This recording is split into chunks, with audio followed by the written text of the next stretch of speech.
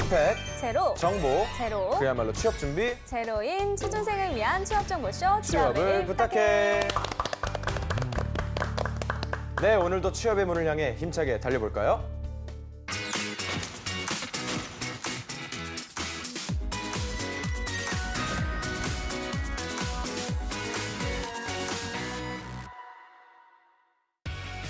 당신의 인생을 바꿔줄 기적의 자기소개서 비결 Doing Yourself DIY 자기소개서. 네, 각종 취업 정보와 자기소개서 작성에 대한 궁금증 취준생과 함께 알아봅니다. 오늘은 박지원 학생 나왔습니다. 안녕하세요. 네, 안녕하세요. 박지원입니다. 네, 그리고 자기소개서의 모든 것을 알려줄 취업 컨설턴트 안정현 최현수 멘토님 모셨습니다. 안녕하세요. 네, 안녕하세요. 안녕하세요. 안녕하세요. 안정영입니다. 네, 안녕하세요. 최은수입니다.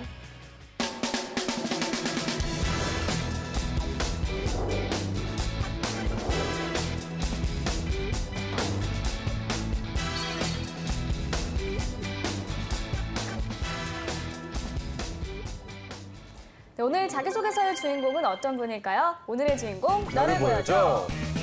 나왔습니다. 네. 롯데건설 건축 시공직 지원자입니다. 얼마 전 롯데그룹 채용과 관련해 살펴봤었는데요. 우선 롯데건설은 어떤 회사인가요? 네, 롯데건설은 1952년 2월에 전신인 평화건업사라는 이름으로 설립되었습니다. 그래서 토목사업, 건축사업, 주택사업, 플랜트사업, 해외사업 등을 선도하고 있는 명실공히 글로벌 종합건설회사이고요.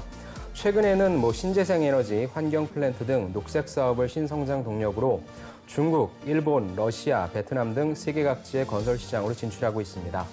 비전은 아시아 탑10 컨스트럭션 밸류 크리에이터라고 하는 그런 비전을 갖고 있고요. 작년 기준 매출액은 약 4조 6천억 원 정도 됩니다. 네, 요즘 사실 건설 경기가 좋지 않아서 취업이 더 어렵지 않을까 하는 걱정도 있습니다. 실제로는 어떤가요? 네, 건설 경기는 좋지 않다고 하는데요. 실제로 취업자는 좀 증가하고 있는 추세입니다. 그러니까 올해 9월 취업자 증가해서 30만 명 선 회복을 했지만 네. 청년 체감 실업률 악화되고 있다고 하는데요. 그럼에도 불구하고 건설업 쪽이 가장 많이 증가한 분야라고 할 수 있습니다. 건설업 취업자 수는 전년 대비 10만 8천 명 정도가 늘었고요. 지난 8월 3만 4천 명 증가에 그친 것과 좀 비교되는 모습입니다. 그리고 약간 그 건설업 일용직 근로자 수가 좀 늘어난 영향도 좀 풀이가 되긴 하는데요. 건설 부문의 성장 기여율은 2015년 4, 4분기 이후에 40% 이상을 계속 유지하고 있습니다. 그래서 실제 경기가 좋지 않은 것에 비해서는 취업률은 좀 높아지고 있다라고 말씀드릴 수 있을 것 같아요. 지원 학생은 이공계열이잖아요. 네. 하지만 또 화공과라서 그 건설 회사와는 또 별 인연이 없을 것 같긴 한데 건축 쪽 전공하는 친구들 얘기를 들어봤을 때 롯데건설에 대해서는 어떤 생각을 갖고 있나요? 일단 롯데건설하면 그냥 제2 롯데월드, 롯데월드 타워를 만들었다. 그렇게 다들 알고 있고 최근에는 또 근데 노쇼 사태라고 해서 기업 이미지에 실추가 가지 않았나 이런 말들도 있었는데 네. 근데 롯데는 역시 그냥 롯데였더라고요. 그래서 친구들은 붙기만 하면 당연히 가야 되는 회사가 아니냐 다들 그렇게 말하는 걸로 알고 있습니다. 네, 지난번에도 살펴봤지만 롯데그룹의 면접 과정이 참 까다로웠거든요. 근데 면접이 까다롭다는 것은 자기소개서도 꼼꼼하게 써야 한다는 의미일 텐데요. 어떤 점에 주의를 하면 좋을까요? 예, 말씀하신 대로 롯데는 원데이 면접이기 때문에 특히나 자소서를 바탕으로 묻는 질문들이 굉장히 많습니다. 자, 롯데건설은 먼저 건설회사죠. 건설회사는 채용 비율이 인문계보다는 이공계 비율이 높을 거예요. 그래서 아마 자격증 보유 같은 본인의 지식, 그다음에 경험, 그리고 그런 것들을 통해서 본인이 무엇을 배웠는지, 어떤 프로젝트를 했는지에 대한 그런 경험들, 프로젝트 위주별로 좀 작성을 해주셔야 될 것 같고요. 그냥 또 나열이 아니라 이 경험을 바탕으로 내가 무엇을 배웠고 또 회사에 무엇을 기여할 수 있는지까지 작성해 주시면 여러분들이 그런 걸 바탕으로 면접 때에도 질문을 받을 수 있을 것 같습니다. 네, 그렇다면 주인공이 관련 직무에 얼마나 적합한지 프로필부터 보도록 하겠습니다. 남성분이시고요. 취미와 특기가 사진 촬영, 미식 축구입니다. 전공은 건축학과고요. 학점은 3.82점 졸업을 했다고 합니다. 자격증은 건축기사, 건설안전기사 자격증 2개 보유하고 있고요. 수상 경력으로는 도시설계 공모전 최우수상, 그리고 차세대 문화공간 공모전 입선, 친환경 건축디자인 공모전 입선, 국제청소년 공간대전 학생 공모전 입선에 다양한 수상 경력이 있습니다. 그리고 어학 점수는요, 토익이 895점, 그리고 토익 스피킹 레벨 7이라고 합니다. 대내외 활동으로는요, 대학 건축사진연구회 7년, 한국도시설계학회 학생기자단 2년, 차세대 건설 리더 아카데미 교육 프로그램 2개월 이수가 있습니다. 경력으로는요, 건축사 사무소 현장 설치 인턴십 2개월, 그리고 글린트 현장 설치 인턴십 2개월, 그리고 서울시청 주택건축국 인턴십 2개월의 경력이 있습니다. 네, 이 자격증 밑에 이 수상 경력이 굉장히 화려한데요. 네. 지원 직무 관련 자격증도 지금 여기 앞에 있습니다. 이 정도면 전공부터 자격증, 수상 경력까지 골고루 갖춘 준비된 인재라고 볼 수 있을 것 같은데요. 네, 그리고 대내외 활동이랑 경력도 그에 못지 않습니다. 네. 현장 인턴십과 더불어서 서울실청 인턴십도 눈에 띄는데요. 이 건설사와 관공서는 불가분의 관계라는 점에서 좋은 인상을 줄 수 있겠죠? 예, 물론입니다. 관련된 경력, 경험이 있다는 것도 좋은데 또 말씀해 주신 것처럼 시청에서의 경력은 충분히 관심 가질 만한 사항이라고 생각합니다. 네, 우리 지원 학생. 지원 학생은 오늘의 주인공 프로필 중에 가장 인상적인 거 있나요? 일단 저는 주인공 프로필 봤을 때 그냥 와, 이 말부터 나왔던 것 같은데 학점도 그렇고 기사, 수상 경력, 점수, 어학 점수 이런 것들을 다 보면 정말 하나라도 빠질 것이 없다고 생각하고 특히 건축사진연구회를 7년 동안 했다는 점에서 네. 성실함과 꾸준함 그리고 건축에 대한 어느 정도 열정까지 볼 수 있었던 것 같습니다. 네, 이 멘토님들께서는 앞서 말씀하신 것 이외에 주인공의 프로필 어떤 점을 좀 눈여겨보셨나요? 네, 아까 전에 이제 안정영 멘토님께서 체력 얘기하셨는데 미식 축구를 했네요. 네. 그래서 아주 체력은 확실하게 갖고 있어서. 그러니까 약간 어떤 대학교인지 약간 예측도 되고. 네, 그렇군요. 네, 우선 체력도 갖고 있는 것 같고요. 저는 우선 커뮤니케이션 능력도 좀 중요한데 보면 다양한 분야에서 활동한 것도 그렇고 또 하나 디자인 감각이라던가 건축사진연구회라던가 문화에 관한 관심도 있는 것 같아서 네. 그냥 직무 역량만 키운 것이 아니라 전반적인 사회의 분위기라던가 문화적인 어떤 역량, 자질들도 좀 키우지 않았을까라는 생각이 들어서 자기소개서가 굉장히 궁금합니다. 기대가 돼요. 네, 기대가 됩니다. 그리고 사실 이 자기소개서 보기 전에 이 이력사항만 봐도 그냥 면접 한번 봐야겠다라는 생각이 좀 드는 지원자라는 생각이 드네요. 공감합니다. 네. 네. 제 생각 같은 경우에는 이제 워낙에 좀 많은 칭찬을 해주셨는데 저 역시 처음 봤을 때는 되게 많이 준비가 되어 있구나라고 하는 인상을 받았는데요. 가만히 뜯어보시면 이 친구는 건축 시공직이 아니라요. 설계직에 맞는 경험을 많이 갖고 있어요. 그래서 딱 봤을 때 분명히 설계 쪽을 준비해 왔는데 왜 갑자기 건축 시공직으로 틀었을까?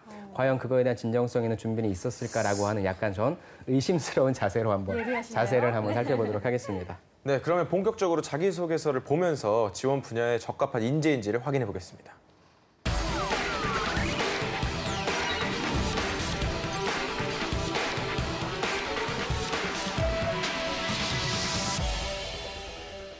롯데건설 건축시공직 지원자의 자기소개서 살펴볼 텐데요. 본격적인 내용을 살펴보기에 앞서 회사는 지원자의 어떤 점을 보고 싶어 하는지 질문 항목부터 살펴보도록 하겠습니다. 네, 전체 5개 항목이 구성되어 있는데요. 어떤 것들이 있는지 한번 볼까요? 네. 자, 먼저 첫 번째로 지원 동기입니다. 지원 동기를 구체적으로 기술해 주세요. 두 번째로 성장 과정인데요. 성장 과정을 구체적으로 기술해 주세요. 세 번째로 사회 활동입니다. 학업 이외에 관심과 열정을 가지고 했던 다양한 경험 중 가장 기억에 남는 것을 구체적으로 기술해 주세요. 네 번째로 직무 경험입니다. 희망 직무 준비 과정과 희망 직무에 대한 본인의 강점과 약점을 기술해 주세요. 마지막으로 5번째, 입사 후 포부입니다. 입사 후 10년 동안의 회사 생활 시나리오와 그것을 추구하는 이유를 기술해 주세요. 네, 이게 롯데그룹의 공통적인 자기소개서 질문입니다. 네. 하지만 답변 내용은 지원하는 계열사와 직무에 따라 다르게 써야 할 텐데요. 답변 시 주의해야 할 점 어떤 게 있을까요? 롯데는 아직 그 서류 전형을 인사팀 분들이 한다고 하시더라고요. 네. 그래서 아마 인사팀 분들이 업무의 세세적인 부분들은 모르실 테니까 거의 키워드 중심으로 평가를 하실 것 같습니다. 그래서 여러분들이 각 항목들에 대해서 적어주실 때 키워드 중심으로, 명확한 키워드 중심으로 좀 적어주셨으면 좋겠고요. 그런 특히나 또 아까 말씀드린 것처럼 이공계이기 때문에 여러분들의 지식과 경험으로 했던 여러 가지 프로젝트들을 구체적으로 좀 작성을 해주셨으면 좋겠습니다. 네. 이 지원 동기나 성장 과정은 늘 쓰게 되는 거지만 사실 쓸 때마다 어렵게 느껴지는 항목이거든요. 위의 질문들을 답변을 할 때 피해야 할 유형이 있을까요? 네, 이제 질문에 대해서 명확하게 이해를 하고 거기에 대답을 해야 되는데 동문서답하는 경우 많고요. 자기 자랑하는 경우 굉장히 많거든요. 그런 부분 좀 조심하셔야 되고 그리고 항상 지원 동기는 본인의 열정을 좀 담아야 되는데 그렇지 네. 않게 어쩌다 보니 했다라던가 이런 경우. 그리고 실패 사례와 성공 사례 중심으로 기술을 할 경우에 실패 사례를 너무 강조하는 경우가 있습니다. 그래서 부정적인 이미지를 주지 않도록 좀 조심했으면 좋겠고요. 10년 후에 뭐 포부 이런 시나리오를 작성하라고 했는데 10년 후에 그냥 적당한 자리에서 리더가 되어 이끌어가고 이런 식으로 누구나 쓸 수 있는 그런 뭐 평이한 그런 자기소개서 추상적인 내용이 되지 않도록 좀 주의하시면 좋겠습니다. 네. 자, 그러면 이제 본격적으로 자기소개서 살펴볼 텐데요. 우선 첫 번째 성장과정 항목 관련하여 소제목부터 보도록 하겠습니다. 고정관념을 깨트린 다이하드 코리안. 다이하드라는 단어에서 뭔가 강인함이 느껴지는 것 같은데요. 네. 두 분 멘토께서는 어떻게 보십니까, 소제목? 저는 이 소제목은 나쁘지 않은 것 같습니다. 네. 뭔가 좀 열심히 도전적으로 한다라고 하는 인재란 느낌이 들었고요. 네. 다이하드라고 하는 표현이 어떻게 보면 되게 좀 평범한 표현인데 네.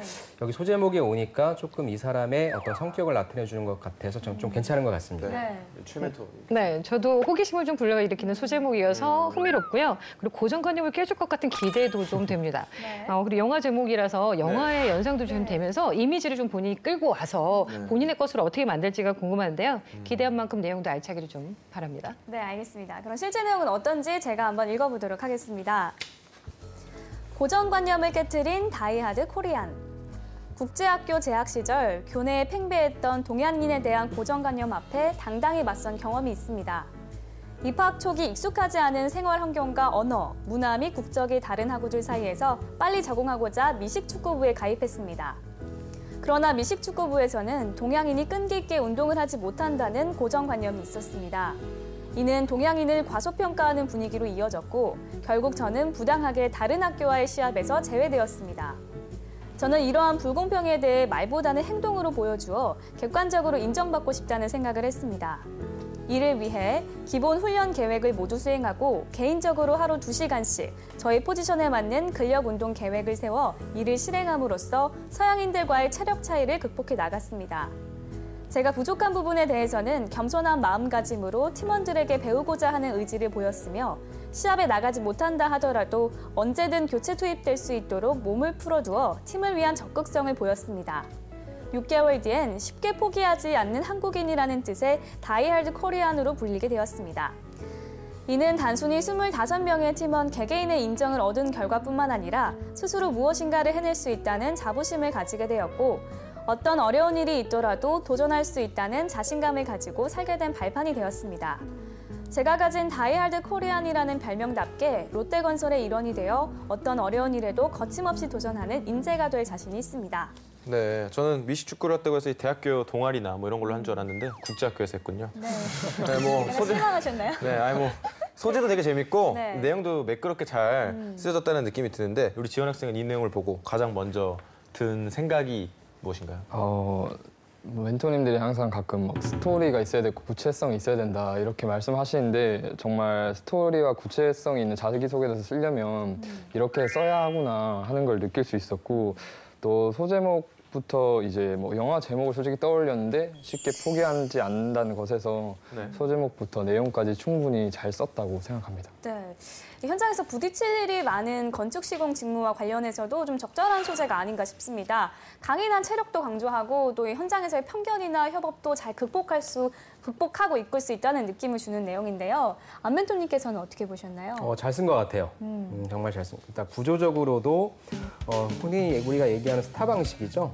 예, 어떤 배경이었고 본인이 어떤 맡았던 일은 무엇인데 거기에서 어떤 문제점이 있어서 내가 이걸 극복하기 위해서 어떤 식으로 했다. 네. 또 그런 걸 바탕으로 나는 또 어떻게 잘 할 수 있다라고 하는 구조도 좋았고요. 면접관들이나 아니면 이 자소서 평가하시는 분들은 이런 거 되게 좀 좋아합니다. 네. 외국에서 좀 뭔가 했다라고 한다면 조금의 프로핏이 될 수 있는데 네. 그런 소재 선택도 좋았고 저는 무엇보다도 이 소제목에 나왔던 다이하드 코리안을 본인이 지은 줄 알았는데 실제 같이 생활했던 사람이 다이하드 코리안이라고 불러줬다라고 하는 게 더 큰 의미가 있는 것 같아서 좀 굉장히 좀 잘 썼다고 생각합니다. 네.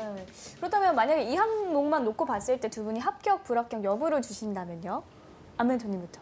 저는 합격입니다. 잘 썼습니다. 최멘토님은요? 네, 저도 합격 주고 싶습니다. 잘 썼습니다. 그리고 굉장히 매력 있게 본인을 어필하고 있어서 네. 좀 한번 만나보고 싶다는 생각이 네. 들 수 있을 것 맞아요. 같아요. 네. 미식축구를 했기 때문에. 맞아요. 얘가 자, 우리 다음 항목을 살펴보겠습니다. 사회활동을 묻는 것인데요. 우선 소제목부터 살펴볼까요? 책임감으로 약속을 지켜내다. 네, 책임감, 약속을 강조하는 소제목입니다. 네. 지원 학생이 이런 소제목을 들었을 때 어떤 게 좀 떠오르나요? 앞에 소제목보다는 솔직히 참신성은 조금 떨어진다고 생각은 하는데 네. 그래도 간단 명료하게 두 가지 키워드를 가지고 문장을 구성했다는 점에서 다행이라고 생각하고, 다만 이 두 가지 키워드를 다 담아낼 내용이 아니라면 하나만 강조하는 것보다는 못하다는 생각이 들어서 내용에 대한 기대를 해보고 있습니다. 네. 자, 그러면 어떤 내용인지 제가 한번 읽어보겠습니다. 책임감으로 약속을 지켜내다. 제가 생각하는 책임감이란 처음 세웠던 목표를 어떠한 어려움이 있더라도 열정을 가지고 끝까지 추진할 수 있는 용기라고 생각합니다. 그러한 책임감으로 건축사 사무소의 인턴으로 활동했던 당시 현장 설치 기간이 촉박했던 전시회의 마감 기한을 맞췄던 경험이 가장 기억에 남습니다. 인턴 활동 초기 건축 전시회 현장 설치 담당으로 외주 현장 인력팀 8명과 4주간 현장 설치 업무를 진행했습니다. 하지만 당시 현장 인력팀 모두가 관련 경력 10년 이상의 베테랑이었기 때문에 작업 지시가 쉽지 않았으며 제가 인턴인 것을 아시고 작업을 대충 마무리하자는 얘기도 하셨습니다. 또한 잦은 도면과 기획 수정으로 설치 작업 시간조차 부족했습니다. 이러한 상황 속에서 저는 처음 마음먹었던 최고의 상태로 전시회를 오픈하겠다라는 목표를 지켜야겠다는 생각을 했습니다. 이를 위해 우선 현장 인력팀과 함께 소통해야겠다는 생각으로 겸손하게 다가가 배우고자 하는 의지를 보였습니다. 처음에는 부담스러워 하셨지만 아저씨들께서도 결국 너는 현장 스타일이다 라는 얘기를 해주시며 오히려 이것저것 먼저 알려주시기 시작하셨습니다. 이후 끊임없이 작업의 진척 상태를 파악해 아저씨들과 세부적인 업무 순위를 세워나갔습니다. 그 결과 마감 기한을 맞췄을 뿐만이 아니라 소장님께 완성도 높게 잘 마무리된 전시회라는 평을 받을 수 있었습니다. 이러한 경험을 통해 얻게 된 제가 가진 책임감에 대한 철학을 바탕으로 롯데건설의 건설 현장에서 주어지는 사소한 업무에도 책임감 있게 임하여 궁극적인 목표를 달성할 수 있는 롯데건설의 인재가 되겠습니다. 네. 이 풍부한 경험이 좋은 자기소개서가 된다는 것을 실감하는 사례였던 것 같습니다. 최원도님 어떻게 보셨나요? 네, 그렇죠. 살아있는 경험만큼 좋은 건 없는데요. 살아있는 경험이 있어도 제대로 표현하지 못하는 경우가 있는데 이번 지원자 같은 경우는 너무 바람직하게 본인의 경험을 잘 풀어내고 있습니다. 소재 자체도 직무와도 연관이 되어 있고요. 아까 이제 스타 기법 얘기하셨는데 상황이 어떠했고 그때 주어졌던 문제점들 그리고 내가 거기서 어떻게 행동을 하고 문제들을 어떻게 해결해 나갔는지 구체적으로 써 있고요.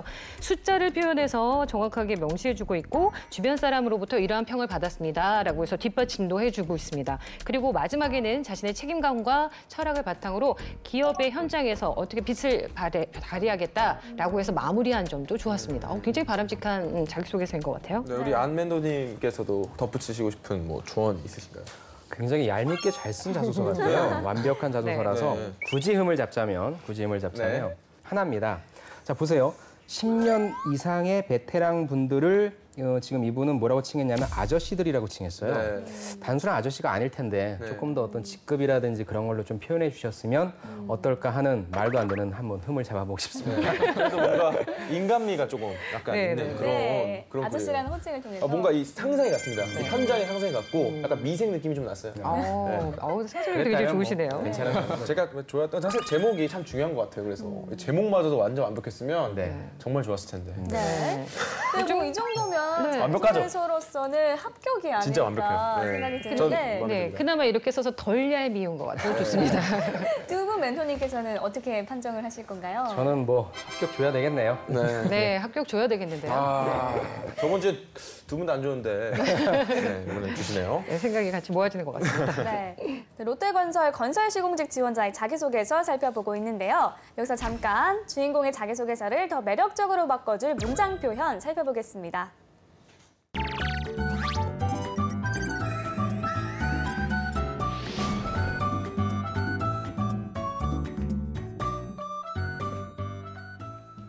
막간을 이용한 봄의 효과적인 문장 표현법 알아보겠습니다. 이 시간을 통해 제가 가장 많이 하는 이야기가 뭘까요? 바로 문장을 간결하게 쓰라는 것입니다. 문장이 길어지면 전달하고자 하는 바가 흐려지기 때문인데요. 오늘 주인공의 자기소개서에서도 그런 모습이 보입니다. 자기소개서와 같은 글은 뭐뭐 되었고처럼 연결어미로 문장을 이어가기보다 문장을 짧게, 끊고 불필요한 수식어는 빼는 것이 좋습니다. 그런 점을 생각하면서 이 문장을 수정해 볼까요? 이는 단순히 25명 팀원들의 인정을 얻었다는 것을 넘어 스스로 해냈다는 자부심이 되었습니다. 또 어떤 어려운 일에도 도전할 수 있다는 자신감을 가진 계기가 되었습니다. 자기소개서에서 자신의 생각을 나타내는 문장은 명확하게 맺어주는 것이 좋습니다. 그 경우 자신감까지 돋보일 수 있다는 것 잊지 마세요. 네, 보미 씨가 효과적인 문장 표현을 전해드렸고요. 계속해서 자기소개서 다음 항목을 보겠습니다. 입사 후 포부를 10년 동안의 시나리오로 구성하는 것인데요. 지원 학생이 이런 내용을 쓴다면 가장 먼저 무엇을 해야 할까요? 일단 저는 롯데건설 홈페이지에 들어가서 네. 뭐 그들이 생각하는 미래의 비전이나 뭐 같이 추구하는 것들을 찾아볼 것 같고 그리고 뭐 전반적인 현재 상황들을 생각해서 제가 연구할 수 있는 부분들을 찾아서 뭐 어떤 한 가지 아이템이나 산업을 생각해서 그것을 제일 먼저 해볼 것 같습니다. 안멘토님 어떻게 일치하신가요, 생각이? 예, 물론 맞는 말이고요. 근데 저 같은 경우에는 먼저 여러분들 스스로에 대해서 좀 파악을 좀 해라. 즉, 내가 무슨 일을 할 것인지, 또 일을 어떻게 할 것인지, 어떻게 성장할 것인지에 대한 여러분들만의 로드맵을 먼저 작성하신 다음에 우리 지원 학생이 말씀하신 홈페이지에 들어가서 그런 부분들을 최대한 일치화시키는 작업을 한다면 그것이 좀 효과적인 출발점이 아닐까라고 좀 생각을 해봅니다. 네, 자 과연 주인공은 어떻게 쓰고 있는지 제가 한번 읽어보도록 하겠습니다. 롯데건설이 2018 아시아 탑10 비전을 달성하고 국내 건설사 1위에 오르기 위해서는 원가 및 공정관리 시스템에서 경쟁력을 확보해야 한다고 생각합니다. 입사 3년차까지는 기본적인 실무를 배우고 건설공사의 전체적인 공정 프로세스를 꼼꼼하게 파악하겠습니다. 이를 통해 한 가지 프로젝트의 장단점을 파악할 수 있고 인력, 자재, 장비 등 기본적인 추가 비용 발생을 줄이는 방법을 찾을 수 있다고 생각합니다. 3년차 이후부터는 로카스를 응용한 건설 공정 관리 시스템을 적극적으로 활용하여 업무 프로세스가 개선될 수 있도록 앞장서겠습니다. 특히 기존의 EPC 시공 과정에서 생기는 복잡한 과정을 간소화시키고 또한 건설 현장에서도 쉽게 적용할 수 있도록 노력하겠습니다. 그리하여 최종적으로는 롯데건설에서 대표 건설사업관리사로 불릴 만한 업무 수행 능력을 갖추는 것이 목표입니다. 국내 재건축 프로젝트 및 해외 초고층 빌딩 사업의 시공 작업을 균형 있게 관리하는 전문가로 성장하고 싶습니다. 네, 지원하는 직무에 대해 잘 안다는 느낌을 줍니다. 우리 안멘토님 전반적으로 어떻게 생각하시죠? 이 사항도 좀 잘 썼습니다. 일단 두 가지 구성으로 본인이 무엇을 해야 한다고 생각하는 부분이 좋았고요. 사실 여러분들이 좀 많이 걱정하는 게 뭐냐면 선생님 제가 이런 식으로 어떤 부분에 대해서 개선해야 된다라고 얘기를 해도 되나요? 그게 회사에서 생각하는 부분과 맞나요? 라고 좀 걱정하는 부분들이 있는데 제가 드리고 싶은 말씀은 여러분들이 쓰는 그 내용이 정답이에요. 그렇다면 여러분들이 왜 그런 생각을 하는지에 대한 내용만 근거로 제시하면 되는데 이 지원자 같은 경우에도 사실 롯데건설 입장에서는 원가랑 공정관리 시스템의 경쟁력 확보가 아닐 수도 있거든요. 근데 그게 틀렸다고 떨어뜨리냐? 그건 아닙니다. 과연 이 지원자는 왜 그런 생각을 했고 어떤 부분에 있어서 기여할 수 있는지를 파악하는 건데 그러한 내용으로 본다면 논리적으로 다 들어가 있고요. 되게 또 전략적으로 본인이 알고 있는 용어들이라든지 여러 가지 그런 것들을 또 전략적으로 잘 배치를 잘해서 이 지원자는 정말로 좀 만나보고 싶은 그런 지원자인 그런 인상을 좀 주는 것 같습니다. 네. 자, 지금까지 롯데건설 건축시공직 지원자의 자기소개서에 대한 멘토의 특급 처방전 전해드렸습니다.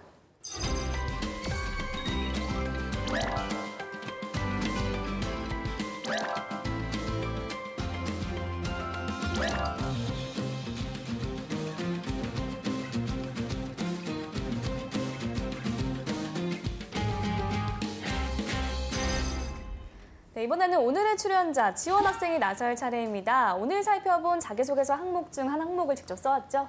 네, 사회활동과 관련해서 멘토님이 주신 사전 코멘트를 바탕으로 작성해봤습니다. 네, 우리 멘토님께서 사전 코멘트 내용은 어떤 것이었나요? 네, 먼저 첫 번째로 가급적 직무와 연관되어 있는 대외활동 경험으로 최대한 맞춰보고 두 번째로 거기에서의 핵심 가치를 두 가지씩으로 제시하고 세 번째로 왜 그런 건지 그 이유를 구체적으로 밝혀달라고 말씀하셨습니다. 네. 그러면 멘토님의 조언을 잘 담아냈는지 한번 읽어주세요. 네, 파이팅! 감사합니다. 끝나겠네요. 네. 대학교 2학년 여름방학 때 베트남으로 갔었던 해외 봉사에서 저는 건축봉사 관리팀장 역할을 수행했습니다. 건축에 대한 전반적인 지식과 학과에서 환경과 인간, 시간에 배운 이해관계를 바탕으로 하여 도움이 되겠다는 조전 정신을 가지고 작업에 임했습니다. 어떤 벽돌을 사용할지, 시멘트를 어느 정도 사용하여야 할지, 인력을 적재적소에 어떻게 배치해야 할지 등 건축 자재뿐만 아니라 주변 환경 모든 것을 고려해야 한다는 것에서 하나하나가 도전이라는 것을 몸소 느낄 수 있었습니다. 우여곡절도 많았지만 같이 갔던 봉사단원들과의 7일간의 긴 작업 끝에 초등학교의 정문이 드러날 수 있게 해줄 담장이 완성될 수 있었습니다. 건축, 환경, 역할 등 어느 것 하나 중요하지 않은 것이 없었고 어느 것 하나 저에게 도전이 아닌 것이 없었습니다. 하지만 담장이 완성된 후 좋아하는 아이들의 모습과 서로 웃으면서 격려하는 팀원들의 모습을 보며 도전의 성공이라는 것에 참 의미를 깨달을 수 있었습니다. 네. 아무래도 전공이 아닌 분야와 연관지어 쓰려고 하니까 좀 어려움이 있었던 것 같습니다. 사전 코멘트를 주신 안멘토님께서 전반적으로 평가 한번 해주시죠. 네, 되게 힘들었을 텐데도 네. 불구하고 잘 써주신 것 같고요. 구조상으로는 근데 한 가지만 좀 제가 먼저 두 갈식으로 그 주제가 무엇인지에 대해서 좀 제시를 해달라고 했는데 네. 그 부분이 바로 나오지 않고 해외 봉사 얘기를 하니까 이 지원자는 이 내용에서 무슨 얘기를 하고자 하는 걸까에 대한 궁금증이 좀 있어요. 그래서 제일 마지막에 쓰셨던 저는 성공적인 도전에 참 의미를 깨달았던 경험을 말씀드리고 싶습니다. 라고 해서 그거에 관련된 내용을 좀 풀어주는 게 좀 좋을 것 같고요. 가장 좀 핵심적인 실수라고 한다면 본인이 도전을 했고 힘들게 어떤 그런 과정들을 겪어서 어떤 그 결과물을 받아들인다는 그런 느낌을 받아야 되는데 우여곡절도 많았지만이라고 하는 표현을 통해서 되게 많이 노력했지만 그게 어떤 뭐 우연을 통해서 본인의 노력 대비 되게 평가절하된다는 느낌을 좀 받아서 이 표현을 조금 고치셨으면 좋겠습니다. 아무튼 잘 쓰셨습니다. 네, 감사합니다. 네. 자, 이렇게 해서 지원 학생의 자기소개서까지 살펴봤습니다. 오늘은 롯데건설 건축시공직 지원자의 자기소개서 살펴봤는데요. 오늘의 주인공이 궁금한 점이 있다고 합니다. 두 가지인데요. 우선 첫 번째로 실무에 필요한 자격증은 무엇인지 또 운전면허증이 없을 경우에 채용에 불리한지 이렇게 좀 두 가지가 궁금하다고 해요. 네. 어떻게 생각하시나요? 먼저 실무에 필요한 자격증은 뭐 충분히 기사 가지고 있고요. 네. 이게 단순히 기사 가지고 있는 것 플러스 아까도 제가 말씀드렸지만 설계직이 아닌 건축 시공직을 지원하는 본인만의 어떤 경험이라든지 이런 것이 조금 있었으면 좋겠고요. 두 번째, 운전면허증은 사실 뭐 영업직이 아니라면 꼭 필수는 아닌데 네. 없으면 굉장히 본인이 힘들 거예요. 왜냐하면 첫 번째는 현장이 뭐 여러분들이 살고 계시는 대도시가 아니라 거의 뭐 차들이 잘 지나지 않는 곳이라서 그럴 네. 거고요. 두 번째는 내가 선임이랑 같이 어디 출장을 가거나 외근을 갈 때 아마 운전은 누가 하게 될까를 먼저 고민하신다면 운전면허증을 따야겠네요. 따시는 게 좋을 겁니다. 네. 네, 건축 시공직이라는 업무가 제약도 많고 해야 할 일도 많고 크게 보면서도 작은 것까지 세심하게 챙겨야 되는 업무이기도 합니다. 근데 이제 규모가 큰 일을 하는 만큼 보람도 있고 의미가 있는 일이기도 하죠. 근데 이제 취업을 하기가 쉽지 않은 게 사실인데요. 그래도 본인이 꿈을 갖고 계속해서 꾸준히 노력한다면 분명히 거기에 닿는 날이 올 거라고 생각이 듭니다. 그리고 자기소개서 잘 쓰거나 뭐 잘 쓰지 못하거나 표현이 어색하거나 이런 것 때문에 많이 고민하시잖아요. 네. 진정성 있게 쓴다면 전달이 된다고 생각이 듭니다. 그래서 본인의 마음이 어떤지, 내가 이 일에 대한 열정이 어떤지 그것부터 정리하시고 열정적으로 도전하시기 바랍니다. 응원하겠습니다. 네. 제가 평소에 심시티라는 게임을 하는데 건축 참 쉬운 거라고 생각했는데 아니죠. 게임을 통해서 깨달으셨나요? 네, 우리, 알겠습니다. DIY를 통해서 깨달았습니다. 네. 자, 오늘은 롯데건설 건축시공직 지원자의 자기소개서 살펴봤습니다. 탄탄한 자기소개서로 취업의 꿈을 이루시기를 바라면서 DIY 자기소개서 오늘 순서는 여기서 마치겠습니다. 감사합니다. 감사합니다.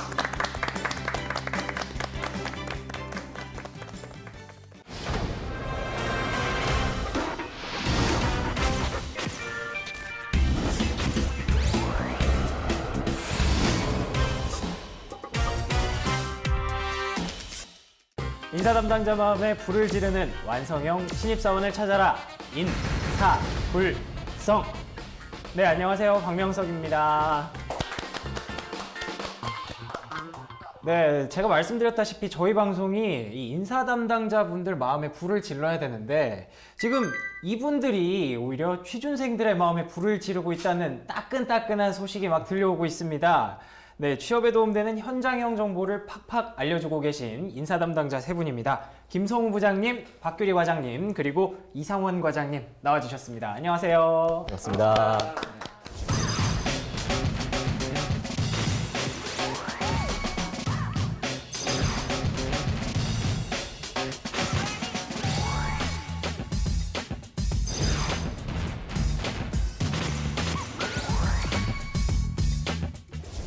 세 분 지금 퇴근하고 바로 오신 건가요? 예, 맞습니다. 오. 네, 바로 왔습니다. 근데 지금 복장을 보니까 굉장히 포멀하시고 어떻게 보면 약간 넥타이가 굉장히 멋스러우시고 일부러 자켓을 좀 벗었습니다. 아, 네.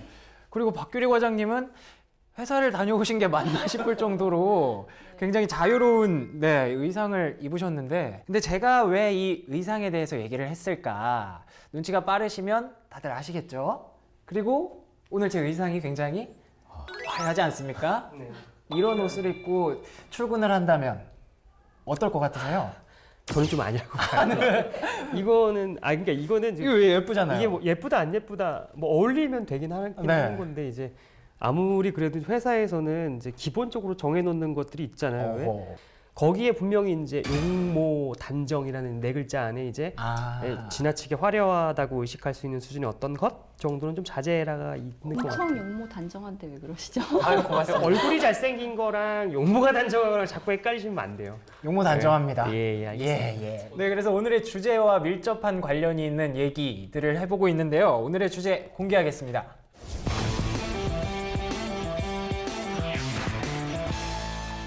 네, 오늘의 주제는 바로 드레스 코드입니다. 네, 직접적으로 우리가 일을 하는데 뭐 드레스 코드가 큰 연관은 없지만요. 본인을 어쨌든 외적으로 좀 드러내는 부분이기 때문에 어떻게 보면 절대 외면할 수 없는 부분이 아닐까 싶어요. 그렇습니다. 네, 그래서 이 신입사원의 드레스 코드에 대해서 알아보면서 우리가 이제 취준생들이 면접 때 또 어떤 옷을 입어야 될지 굉장히 고민이 많거든요. 이런 거까지도 저희가 한번 오늘 제대로 파헤쳐보는 시간을 갖도록 하겠습니다.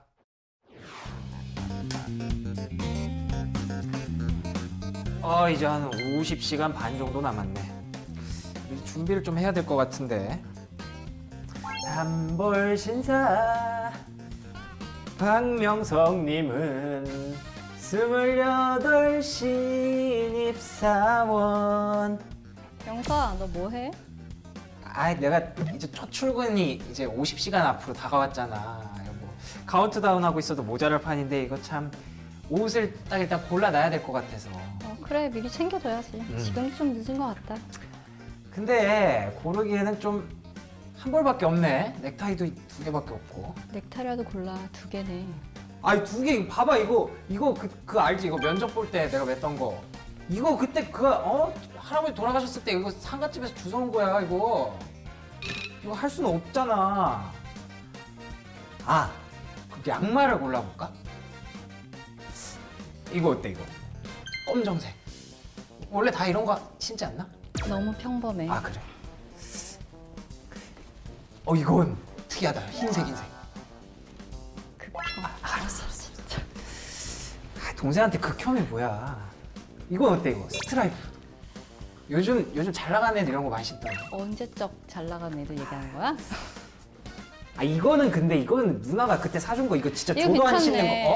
괜찮네. 괜찮네. 이거? 이거 큰일 나다. 완전 트렌드해. 버건디 색깔의 흰색 땡땡이 이걸 어떻게? 잘 어울려. 고를 수 있는 게 버건디밖에 없다. 가진 거라곤 이 땡땡이밖에 없다. 네, 잘 보셨나요? 꽁트? 정말 열연, 정말 감사합니다. 부끄럽네요, 정말. 제가 더 부끄러운데 오늘 날씨가 굉장히 덥더라고요. 아니 오늘 추워요. 아무튼 이 이야기가요. 얼마 전 첫 출근을 했던 신입사원의 실제 스토리입니다. 네, 출근을 하려고 봤더니 고를 수 있는 게 이 양말밖에 없더라. 근데 사실은 저도 뭐 크게 다르지 않을 것 같거든요. 그 신입사원들이 뭐 정장이 많은 것도 아니고 셔츠가 많은 것도 아니기 때문에 세 분은 어떻게 첫 출근할 때 어떤 옷을 입으셨는지 궁금해요. 뭐 고민할 게 없었어요. 그냥 정장 풀 세팅. 타이, 그다음에 자켓, 바지. 타이는 어떤 느낌으로 혹시? 타이는 욕심을 못 버리겠더라고요. 저는 그래서 좀 화려한 거. 아, 화려한 거요? 예, 뭐 검붉은색 계열의 이제 꽃 나비 들어가 있는 뭐 이런 거. 아, 정말요? 그게 이제 크면 안 되고 뭐 요거 하나씩 있는 거면 이제 살짝 포인트만 줬었죠 그때는. 예. 거기서 약간 개성을 조금 드러내셨고. 예, 그걸 가지고 그것까지 디테일하게 보시는 분은 또 많지 않거든요. 아, 또. 그렇군요. 저 같은 경우는 이제 처음 입사했던 직장이 그러니까 국내 대기업 어떤 제조업체였거든요. 네. 그러다 보니까 어떤 그런 드레스 코드에 대한 지시사항도 없었고요. 자연스럽게 당연히 정장. 근데 그 문제가 그 당시 입고 갔던 양복이 그 소위 말하는 은갈치 반짝반짝. 은갈치요? 네. 은갈치 양복을 입고 갔다는 게 좀 문제였죠. 이거 약간 극혐 아닌가요, 이거? 아, 왜 옛날에는 근데 은갈치 정말 많이 입었죠? 그렇죠. 아니 많이. 안 그랬는데. 그런가? 안 그런 것 같은데. 나는 없었어요. 나는 없었는데 많이 입고 다녔어요. 왜 저기 TV에서 정영돈 씨. 네네, 맞아요. 한참 그때. 그래서 전문적인 용어로 말하면 그 패션 테러리스트라고 하죠. 네. 알겠습니다. 과장님은 어떤 옷을 입으셨어요? 저도 고민을 많이 하긴 했는데 처음에 내가 입고 갈 때 어떤 컬러를 입고 가야 되나 이런 고민을 많이 했었어요. 네, 근데 그러니까 저는 시작했던 업계가 서비스 업계에서 네네. 또 유니폼이 있는 부서가 있고 또 유니폼을 안 입어도 되는 부서가 있었던 회사였는데 유니폼을 안 입어도 되는 부서라고 해서 또 너무 튀게 입고 가거나 그럴 수는 없었잖아요. 없잖아요. 그렇다고 또 너무 평범하게 입고 가서 또 이래도 될까 봐 이런 고민을 하다가 우선 첫날은 가서 눈치를 보자 뭐 이런 생각했었던 것 같아요. 알겠습니다. 뭐 회사마다 어떻게 보면 각자 드레스 코드가 있다는 말씀들을 그렇죠. 하고 계시는 네. 것 같은데 뭐 구체적으로 어떤 차이들이 있을지 좀 알기 쉽게 설명을 해주실 수 있을까요? 그래요. 그러면은 이거를 어떻게 구분하냐? 그 인더스트리 산업군으로 일단 구분을 할게요. 그러면 정말 쉽게 이해할 수 있을 것 같아요. IT 기업 쪽으로 간다. 그러면은 요즘 같은 경우는 뭐 옷을 어떻게 입느냐에 대해서 크게 상관을 안 하는 케이스가 되게 많아요. 판교 가보면 다 반바지 입고 다녀요, 여름에. 그래요? 예. 거기에 이제 IT 밸리잖아요. 네네, 맞습니다. 집단 지역이고 하다 보니까 청바지, 반바지에 스니커즈에 이제 평범한 편안한 헐렁한 면티 이렇게 입고 자전거 대학생처럼? 타고 예, 거의 대학생이랑 구별이 안 되더라고요. 예, 그렇게 좀 답답하다고 생각되어져 왔던 그 삼성의 어떤 전자의 조직들 수원에 있는 뭐 알포라든지 이런 데 가보면은 이제 거기도 문화 자체가 많이 변해서 연구하는데 그게 무슨 상관이냐라는 어떤 그런 큰 맥락에서 반바지 입어라. 청바지는 뭐 옛날부터 입었어요. 청바지 입은 지 한 7, 8년 됐어요. 그래요? 네네네. 그래서 그런 연구 개발 조직들 같은 경우는 이제 정장이 자유롭군요. 예, 정장이 무너진 지가 꽤 됐어요. 예. 그러면 반대로 뭐 제조업이나 컨설팅업 이런 되게 어떻게 보면 정장을 계속 입을 것 같거든요. 우리가 생각하는 뭐 사무직, 스텝들 저희 같이 이제 스텝들이나 또는 뭐 영업이라든지 아니면 컨설팅 이런 쪽의 직무에 종사하는 분들이라면은 이건 또 산업을 크게 가리지 않고 거의 이제 그 포멀로 가는 태세가 아직 많이 남아 있어요. 뭐 대체적으로는 예, 상대방에게 어떤 자기 전문성을 어필하거나 신뢰감을 주어야 하는 사람들, 예, 그런 경우에는 이제 아무래도 포멀하게 정장을 입는 경우가 많죠. 확실히 직군별로 많이 다르네요. 그렇죠. 예. 같은 맥락으로 그 어떤 공장이 있는 그런 제조업체 같은 경우에는 정장을 입고 출근한다 하더라도 가서 바로 그 작업복이라고 하죠. 예, 그 작업 점포로 이제 갈아입고 생산사업장 그런 경우도 많습니다. 정장 안에다 입고 그걸 또 입더라고요. 그렇죠. 그런 경우도 있죠. 그렇습니다. 또 자동차 회사에 대해서 혹시 뭐 알고 계신 거 있나요? 네, 그 지금은 아닌데요. 이전에 벌써 10년도 넘었죠. 그 당시는 그 우리나라의 이제 모 자동차. 모 자동차. 네, 모 자동차 몇 개 안 되는 자동차. 그렇죠. 그 중에 한 군데인데요. 네. 정장에 아까 뭐 라인 말씀하셨는데 이런 정장에 라인이 들어가면 절대 안 됩니다. 예. 그랬었어요. 그냥 통짜 정장에 셔츠도 무조건 흰 셔츠. 뭐 이런 뭐 스트라이프 줄무늬 안 되고요. 그렇죠. 푸른 셔츠는 간혹 어쩌다 허용은 됐는데 그마저도 거의 불가능했고 바지도 요새는 이제 통이 좀 좁잖아요. 바지도 완전한 통바지. 통바지에 또 양말 보이면 안 되잖아요. 안 되죠. 예.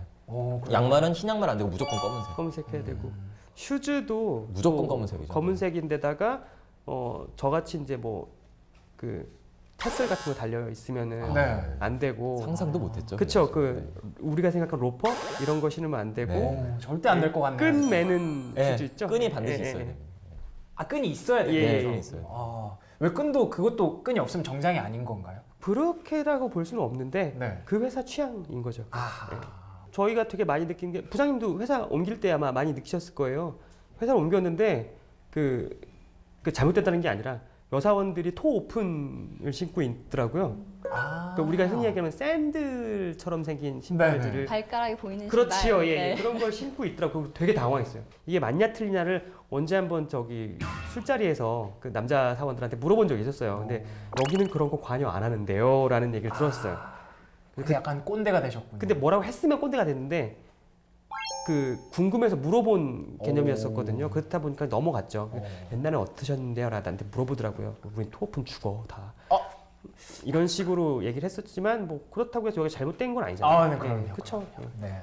그게 뭐 어떻게 보면 정장이라고 하는 것도 사실은 제가 이 셔츠를 입었지만 왜 그 유럽에서 이제 정장이 들어왔잖아요. 근데 그 안에서는 셔츠가 안에 입는 거기 때문에 속옷을 원래 입으면 안 되죠. 이 정장의 범위라는 게 되게 다양할 것 같아요, 회사마다.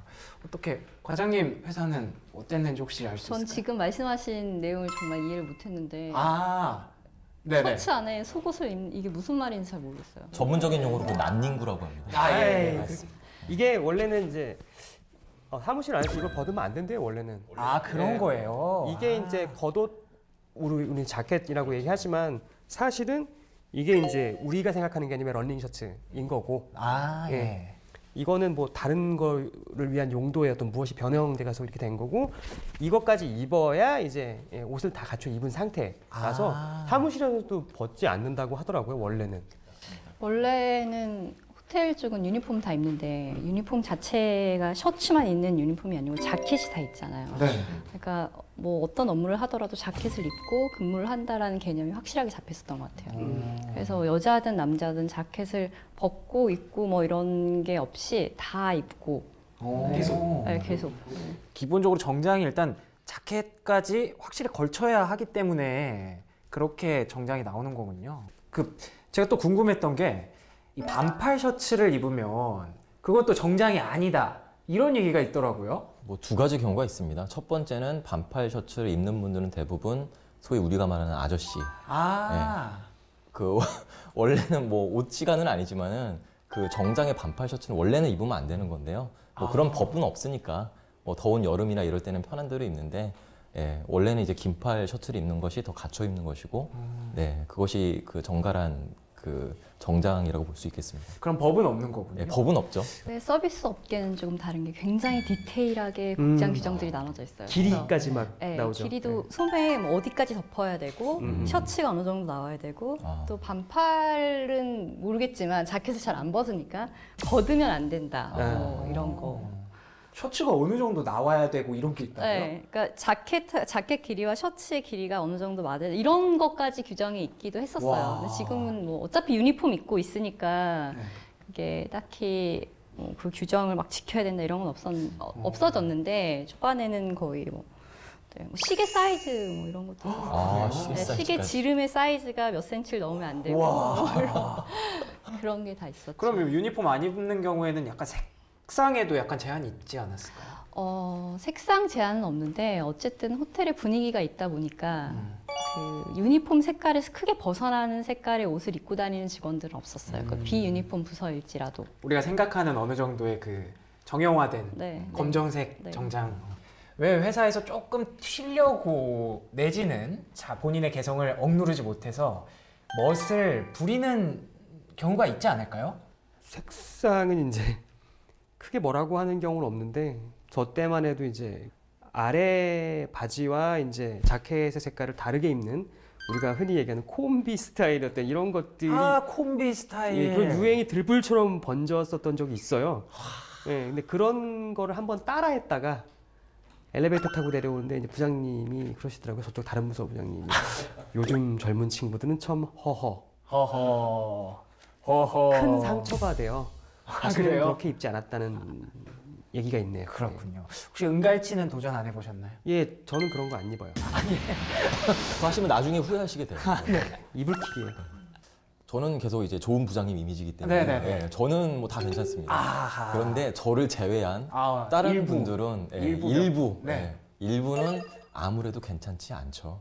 왜냐면 물론 뭐 외모에 멋을 부리고 이런 건 좋긴 하지만은 정작 중요한 건 얼마나 업무를 잘하고 배우려는 자세가 중요한데 거기에 물론 그것도 잘 한다면 좋겠지만은 네. 아무래도 신입사원들은 그게 잘하려고 해도 쉽지 않잖아요. 그렇죠. 그런 신입사원이 정말 외모에 더 신경을 쓰고 이런 멋을 낸다면 그게 좋아 보일 수는 없겠죠. 너 일도 못하면서 그렇죠. 네. 하지만 저는 좋은 부장이기 때문에 저는 상관이 없습니다. 알겠습니다. 뭐 한마디 해주실 수 있나요? 말을 못하겠어요. 네. 좋은 시어머니 밑에 저희 나쁜 시누이 같은 역할처럼 그 이미지 그대로 한번 쏴주시죠. 이거 뭐 맞는 말씀이세요. 이게 어울리면 사실 어울리는 사람은 뭘 해도 다 어울려요. 저희 원빈한테 전투복 입혀온다고 해서 원빈이 안 멋있겠어요? 맞습니다. 네. 그런 것처럼 뭐 명석 씨도 마찬가지겠지만 네, 과장님도 마찬가지로. 요즘에 괜히 이제 그런 식으로 꼰대나 아재 이미지를 굳이 안고 가려고 하는 그런 이제 그 간부 되시는 과차장님, 차부장님들도 많이 안 계세요. 아, 그래요? 예. 점점 안 그래져가는 추세인 것 같아요. 저는 멋 좀 부려도 된다고 생각합니다. 오호. 좀 화려하게 하고 오고 또 거기에 맞춰서 뭐 아까 말씀하셨겠지만 업무를 잘하면 뭐 상관없다고 하지만 신입사원인데 뭐 업무를 잘할 리가 없잖아요. 그렇죠. 네, 근데 뭐 자기를 표출하는 걸 옷으로 한다면 저는 그것도 나쁘진 않다고 생각해요. 근데 대신에 어울리게. 그러니까 뭐 원빈한테 그런 얘기하는 저희가 옛날에 호텔에서 교육할 때 그런 얘기 하거든요. 정우성한테도 그지같이 입혀놓으면 정우성 그지라고 극단적으로 이렇게 얘기하고 실제로 되게 멋있게 입은 사람하고 그러니까 장소에 어울리게 입은 사람하고 되게 거지같이 입은 사람하고 둘을 놓고 봤을 때 누구의 말을 더 신뢰하고 또 멋있다고 생각하겠냐 이런 얘기를 많이 했어요. 그래서 느끼는 거는 좀 그러니까 장소에 회사의 분위기에 어울리게 입는다면은 회사의 분위기가 화려한 분위기면 화려하게 입어도 상관없고 또 그만큼 자기가 그 화려하게 입은 만큼 자기가 튀는 만큼 또 감당해낼 수 있다면 그것도 할 수 있는 거라고 생각합니다. 결국에는 박 과장님 말씀하신 거에 좀 연장선상이 있는데요. 그 어울려야 되잖아요. 그 어울린다는 것이 그 내 생각만 하면 안 되죠. 제가 신입사원 때 은갈치를 입었던 것처럼 저는 사실은 은갈치가 너무 반짝반짝하고 좋았어요. 그래서 입었는데 그건 사실 제 생각만 한 거죠. 근데 만약에 그 땡땡이 양말을 신더라도 그 해당 다니는 회사 분들이 땡땡의 어떤 그런 거에 대한 선호도가 다 높아요. 그걸 다 알고 있어요. 그렇다면 땡땡이 양말 당연히 신어야죠. 하지만 다른 사람들을 생각했을 때 이거는 뭔가 내가 이런 것을 입었을 때 약간 뭐 불편함을 줄 수도 있겠구나. 그렇다면 그런 거는 좀 어느 정도 자제하는 것이 좋을 것 같습니다. 네, 이렇게 그 신입사원들이 뭐 옷을 잘 입고 싶은데 굉장히 힘들어요. 왜 저 같은 경우도 사실 되게 이렇게 포멀한 것보다는 되게 자유롭게 옷을 입는 편이거든요. 근데 회사에 가면 아무래도 분위기에 맞춰야 되기 때문에 어떻게 패션을 바꿔야 할지 되게 난감하거든요. 그래서 오늘 이런 분들에게 저희가 좀 꿀팁을 드리고자 이 자리를 마련한 거고요. 물론 신입사원뿐만 아니라 취준생들의 면접 팁도 많이 준비가 되어 있겠죠. 네네, 기대를 해보겠습니다. 네, 출근 첫날에 여러분들이 이제 신입사원을 만나셨습니다. 그러면 이제 말을 하기 전에 들어오는 게 아마 어쨌든 외적인 거, 외모, 뭐 머리 스타일, 그다음에 패션까지 이렇게 이런 것들이 먼저 들어올 텐데 어떻게 보면 그런 생각을 할 수가 있을 것 같아요. 의상이 과연 첫 이미지에 영향을 미칠 것인지. 네, 신입사원들이 아무래도 그러니까 함께 계속 오랫동안 조직에 있었던 분들과는 다르게 좀 튀는 모습들이나 좀 티가 나는 모습들이 있긴 하죠. 네, 근데 저도 신입사원들이 의상이 글쎄요, 잘 영향을 안 미친다고는 말 못할 것 같아요. 아, 그래요? 네. 내가 갖고 있는 어떤 뭐 역량, 직무적인 전문성 이것들에게 신뢰를 줘야 되잖아요. 근데 신뢰 자체가 무너지게 되는 경우까지 만들면 안 된다는 얘기죠. 예. 그 고객이 나를 믿고 또 내부 고객이 나를 믿고 이렇게 하고 있을 때 어느 정도 믿을 수 있다라고 생각하는 거는 그 조직이 갖고 있는 보편적인 정서를 담은 드레스 코드를 갖고 있다 이런 거고 만약에 이제 그게 좀 벗어나게 되면 내가 얘를 믿어도 될까? 얘가 전문가가 맞는가라고 한 번쯤 의심을 할 수가 있다는 얘기죠. 뭐 혹은 뭐 너무 예전 스타일 예전 스타일대로 입으면 또 3버튼 뭐 또는 인민군 복장처럼 왜 이렇게 그런 것들이 있어요. 차이가 있을까 잘 모르겠네요, 저는. 3버튼과 2버튼 네. 엄청 티나요, 그거. 그래요? 엄청 티나요. 탁 답답해 보여요. 근데 조금 남이 옷 입은 것 같은 막 너무 크거나 그렇죠, 그렇죠. 너무 네. 작거나 이렇지만 않으면 핏이 또 중요하지 않습니까? 네, 나한테 어울리는 옷이면 같은 옷들이 대부분 그 라인이 안 잡혀 있는 옷들이에요.